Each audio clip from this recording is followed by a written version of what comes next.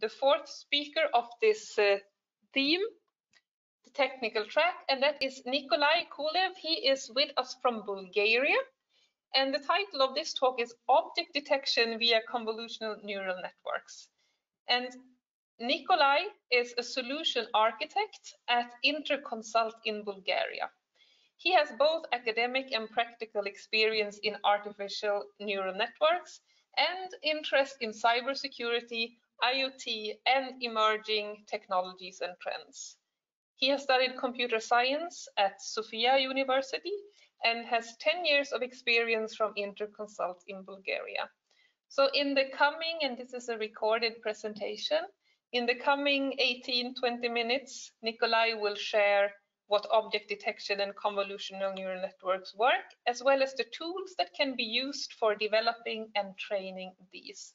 So with these words, I would want to welcome our fourth speaker, Nikolay Kolev. Most welcome.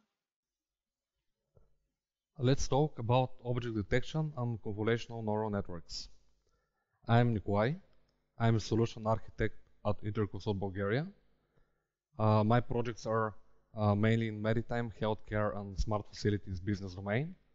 And my interests are in industrial IoT, big data, machine learning, and mixed reality.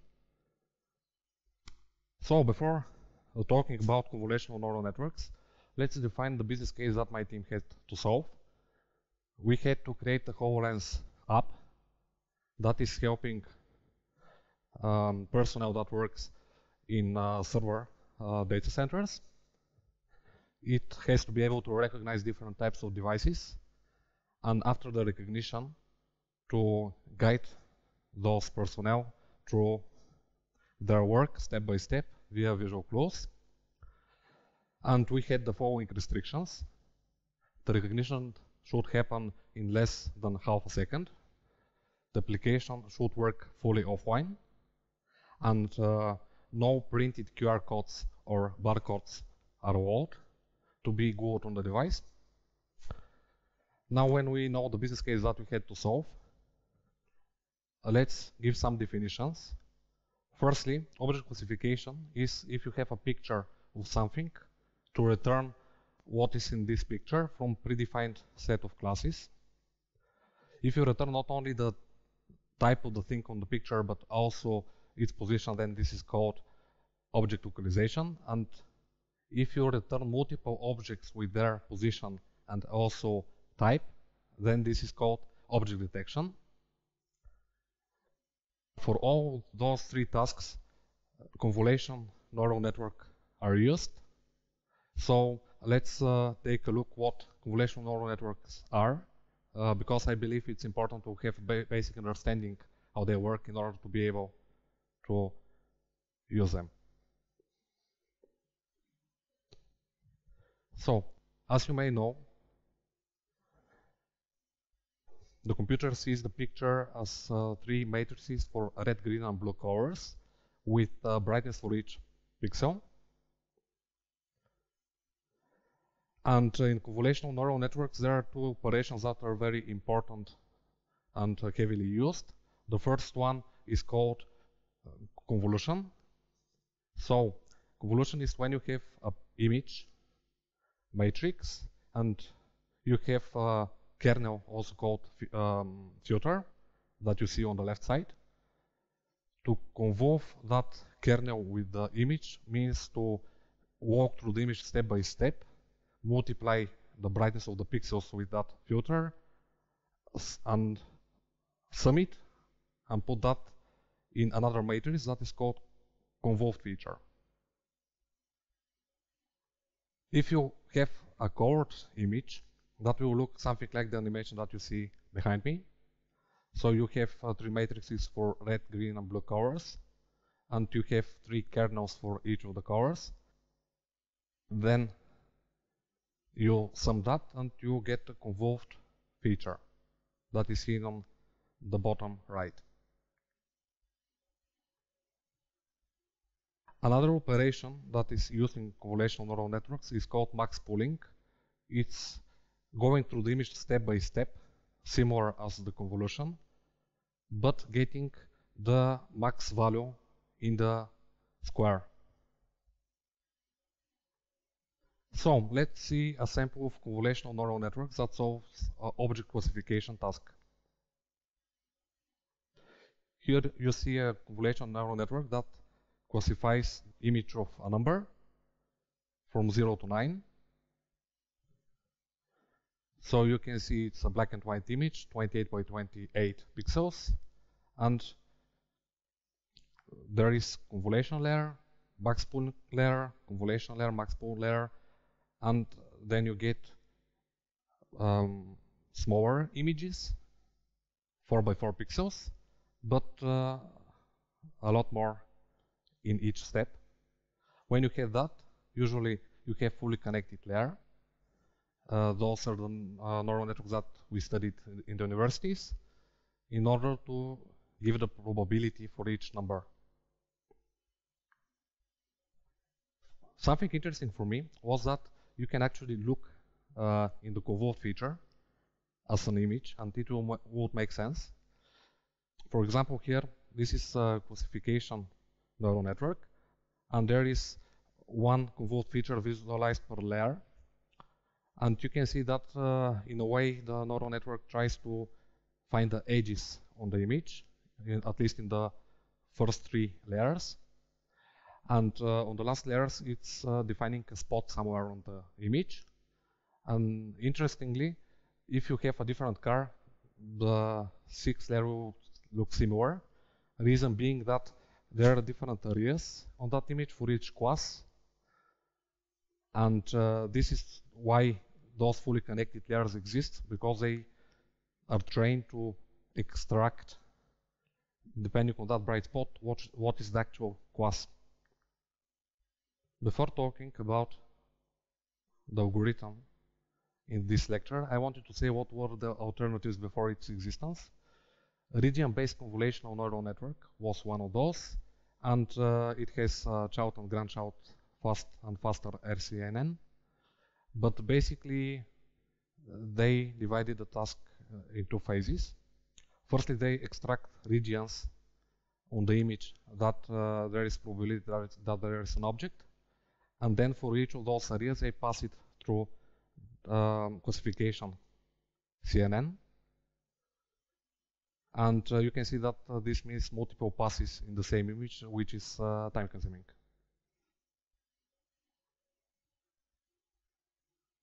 So, what is YOLO? It's an abbreviation that means you only look once. It's invented by Joseph Redmond.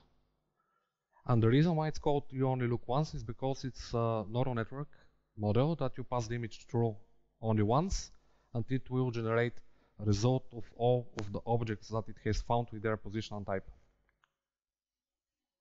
So let's see that simple example here. This is an image divided in a grid 3 by 3, and the idea here is that this neural network will return a prediction for each cell if there is an object, its position, and the probability for each class if this object is of this type of class, as seen at the vectors on the right side of the image.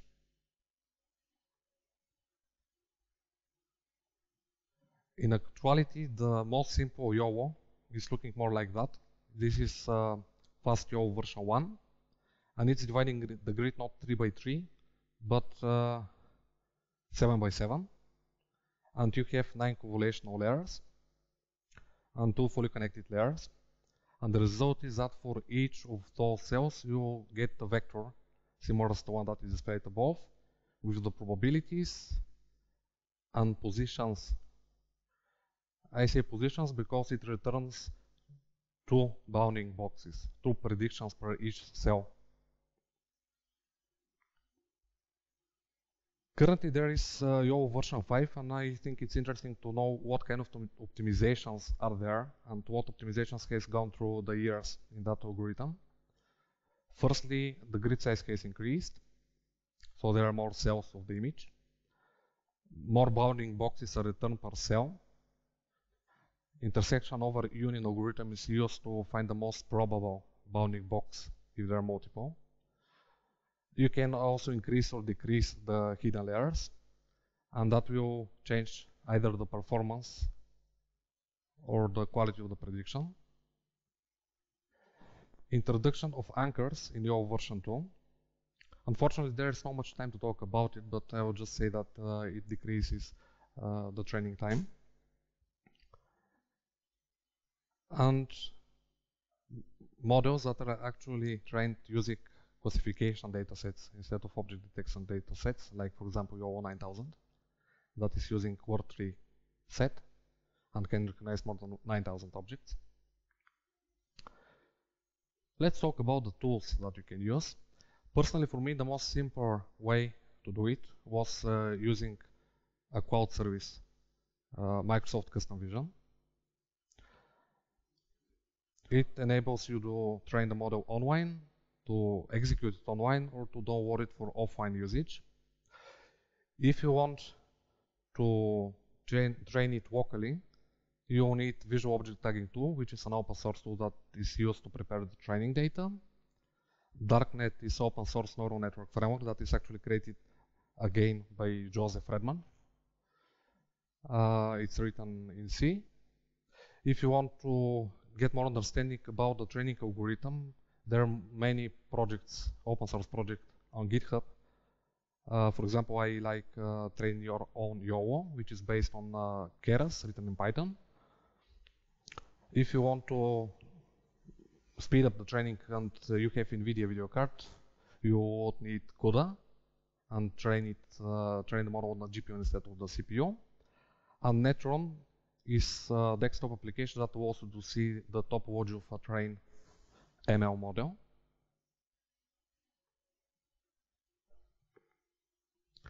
Here is a short demo how you can train a neural network in Custom Vision. You select your project name, you choose object detection, general, create project.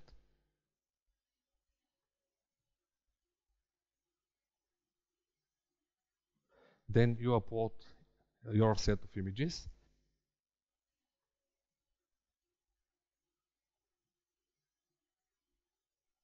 It's good if the images are at least 100 per class. 15 is the minimum. Also, it's good if they are in different lighting so that you don't overfit the neural network. And after they are uploaded, you need to select the device type and its position one by one.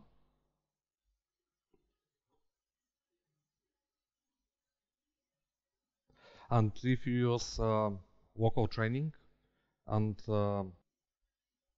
the desktop tool, the training will be very similar as in Custom Vision.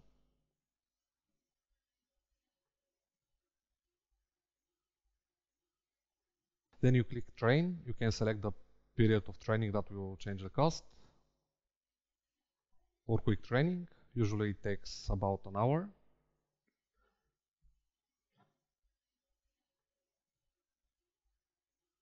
And when the training is finished, you can export the model.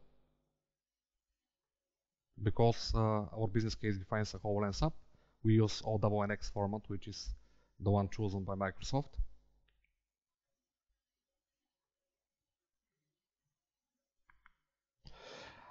And this is what is downloaded in that export file.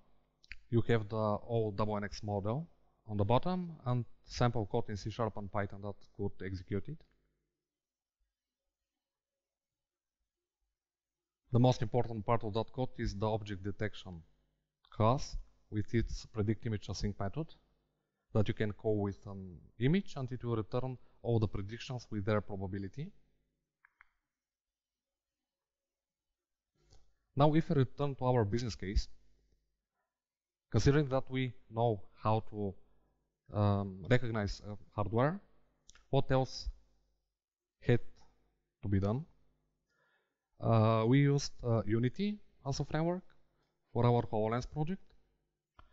We started feeding the algorithm with images from the built-in HoloLens camera, and use the algorithm that you have seen on the previous slide to detect the 2D coordinates of that image. We make multiple predictions and get the average of those. And in order to get the depth, the Z coordinate, we use HoloLens spatial mapping API that is built in the HoloLens. And finally, we draw the box like a hologram. Here is a short demo how this looks like.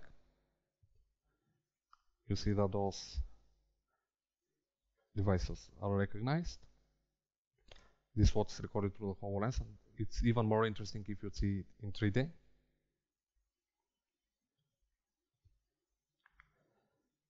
So, what else could it be used for? The latest generation of self-driving cars is actually using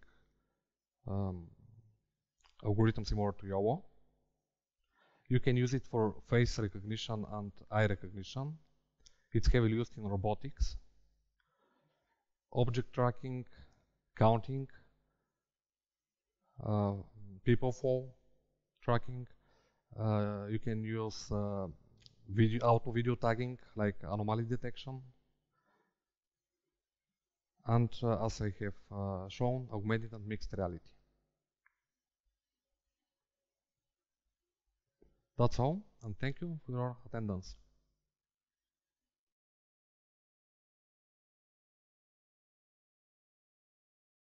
Thank you so much, Nikolay, for presenting and being here with us, calling in from Bulgaria.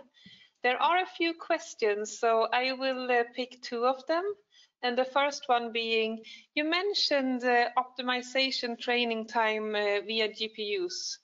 Are there also other hardware optimization alternatives that could be used to speed up or decrease time even more? Yes, that's an excellent question. Actually, there are something called tensor processing units, which is a dedicated processor similar to GPU, but it's optimized to be used for execution of machine learning trained models. And a lot of smartphones are having it in the recent years, and also a couple of laptops have it. And also it's interesting that even Elon Musk and Tesla are developing hardware called Dojo to train neural networks quicker. If we look a little bit ahead and into the future, you mentioned, for example, the HoloLens. And if you look at that one and similar devices, how do you see the use of them and the added value going forward? Actually, HoloLens is an excellent device to help executing work, because it's overexposing over the actual reality, a virtual reality. And in that way, it can codify the knowledge so that even a new guy can start executing complex tasks and reduce the likelihood of mistakes, which is very important in so many industries. Thank you very much, Nikolay. With that, we will end this presentation. Thank you for joining us, and I think you can stay online as well as the other speakers in this session. If you turn on your cameras, I have Heidi and Ivan still in the room. So before leaving and before letting people go off for lunch, I would want to really thank all of the speakers as well as the audience that I know we have attending out there. This is a technical track, and I think we have had excellent presentations highlighting the very many different perspectives. So we started out more from a method, best practices perspective. We moved more into the complex but fascinating organizational context. We had Niklas highlighting, I think, the ecosystem, the stakeholders, the many parties involved also externally. And then we ended with more of a deep dive into the technology itself and the tools that can be used within that specific area that Nikolay presented. So a technical track, with great potential in the technology we discuss and that we experience, but also with a conclusion that it is very much, even maybe 90%, we said, the people involved. So it is our responsibility to make these things happen. And with those words, I would want to thank all of the presenters, the audience, and I want to remind you that after lunch, so now we have a break until 1 o'clock, and after lunch there is a startups as well as a medtech track starting in the 2 virtual rooms. So thank you very much and enjoy lunch.